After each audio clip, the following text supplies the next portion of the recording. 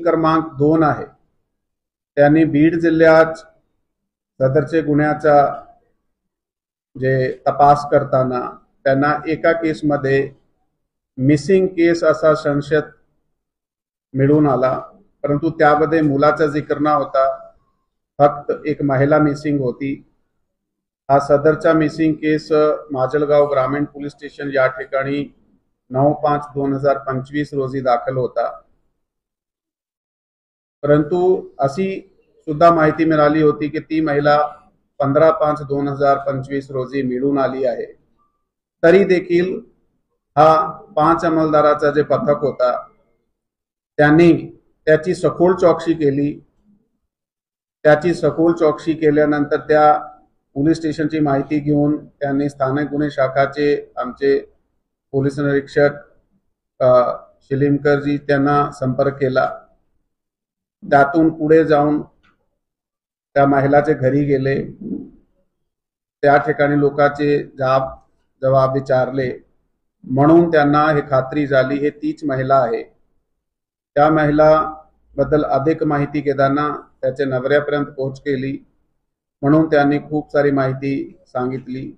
खरं तर या केसमध्ये महिला आणि त्याच्या नवऱ्याचा आपसात पटत नव्हता, त्याचा नेहमी वादविवाद व्हायचे।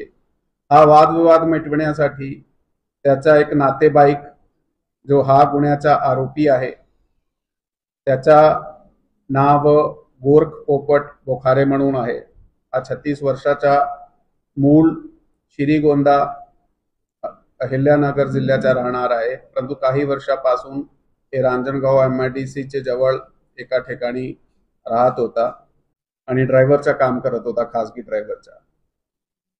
हा ते जी महिला आहे स्वाती केशव सोनवणे, 25 वर्षाची, हा त्याचा आणि त्याच्या नवऱ्याचा वादविवाद जे होता ते मिटवण्यासाठी 4 महिने अगोदर त्याच्या घरी गेला होता। त्याचा वाद मिटवताना त्या महिला आणि हा जे आरोपी आहे सदरच्या गुन्ह्याचा त्याच्या आपसात प्रेम प्रकरण सुरू झाला। मग आता 23 तारखे रोजी हा माणूस परत या ठिकाणी आळंदीला गेला। आळंदीला महिताचे आईवडील, मयत महिलाचे आईवडील राहत होते, त्या ठिकाणी जाऊन परत वादविवाद मिटवण्याचा तो प्रयत्न करत होता। तर ती महिला त्याचे घरातून, आईचे आणि घराचे समोरून दोघे मुलाला सोबत घेऊन आरोपीचे सोबत अहिल्यानगर साइडने चालली होती, एका मोटरसायकलवर होते। घटनास्थळाच्या जवळ जाऊन एका ठिकाणी ते थांबले, त्या ठिकाणी हा आरोपी, ते दोघे मुले झोपले, रात्रीचा वेळ होता, रात्री 9-9:30 निघाले होते। जरा ते रस्त्यात थांबले आणि त्या ठिकाणी आरोपी आणि मयत महिला दोघांचे आपसात संबंध आले। ते संबंध आल्यानंतर त्याच्या आपसात वादविवाद झाला, त्या वादविवाद वाढला। वादविवादामुळे त्यांनी त्या महिलाचा स्ट्रँग्युलेट करून, गळा दाबून त्याची हत्या केली। हत्या केल्यानंतर त्यांनी ते दोघे, जे एक मुलगा जो झोपलेला होता जवळ, तो उठला, याने त्याची हत्या केली। मग नंतर जो 10 महिन्याचा 7-8 महिन्याचा एक दुसरा मुलगा होता त्याची सुद्धा हत्या केली स्ट्रँग्युलेशन करून।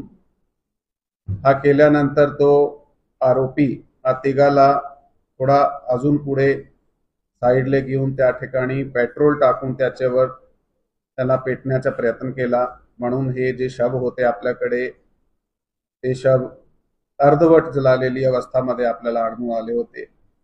या गुन्ह्यामध्ये या अगोदर पोलीस पाटलाबरोबर मीटिंग्स झाल्या होत्या। जवळपास महाराष्ट्राचे प्रत्येक जिल्ह्याचे पोलीस पाटलाकडे आणि समाजाचे वेगवेगळे घटकाकडे पोहोच करण्यात आली होती।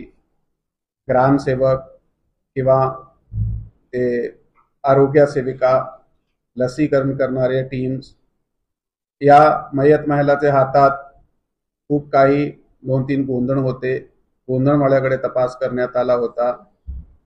एकूण 27 पथक या इन्व्हेस्टिगेशन मध्ये कार्यरत होते, 10 दिवस ते या टीम ज्यांनी ह्या विशेष कामगिरी केली आहे जाऊन सखोल चौकशी तपास केला आहे।